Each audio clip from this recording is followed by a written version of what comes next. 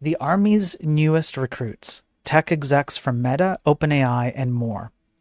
So, in short,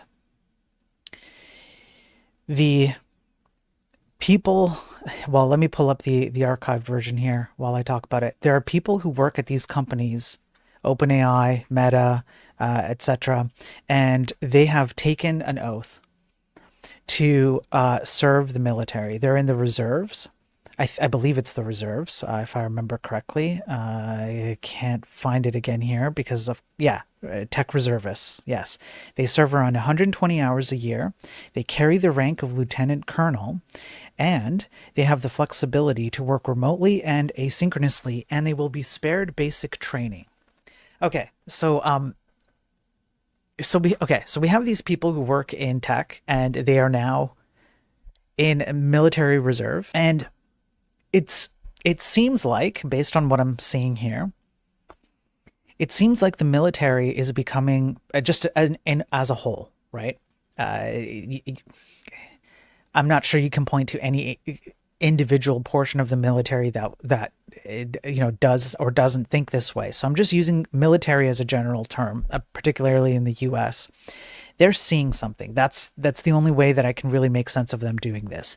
They're seeing that something's coming up, or something is, let's say, a blind spot, and particularly with OpenAI, and I know Meta has a big play in AI as well.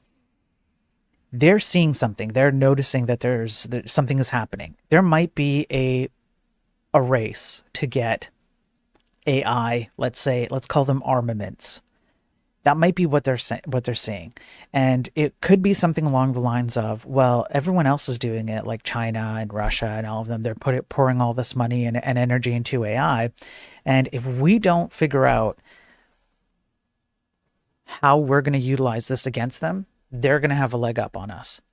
And I think that makes some sense, because even if it doesn't achieve artificial and general intelligence, which it's my opinion based on evidence I've covered here, that it will never get to AGI, at least not currently. It would take a completely different paradigm to get there.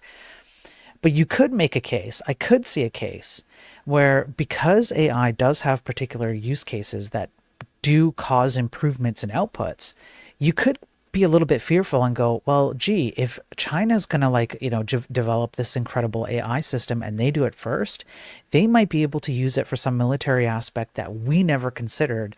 And then they have a bit of an edge here and a bit of an edge there. And that might be enough to, worry us. So why don't we also do this race to AI? You don't have to believe in artificial general intelligence. You don't even have to believe that the current LLMs are going to make marked improvements. You just have to know that there is some evidence already, as I've covered on these streams, that particular use cases of AI have particular improvements that are considered positive. And so that might be the race that's going on here. However, I will say that the more conspiratorial portion of my brain has a lot of questions about this. There's a lot of questions here.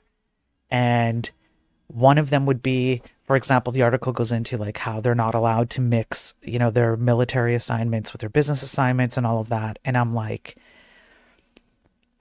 how do you ensure that? How do you make sure that there's not a mixture of personal and business and stuff you gain from being in the military and working on these kinds of projects? I don't know. I feel like there's something else going on here, and the conspiracy senses are tingling.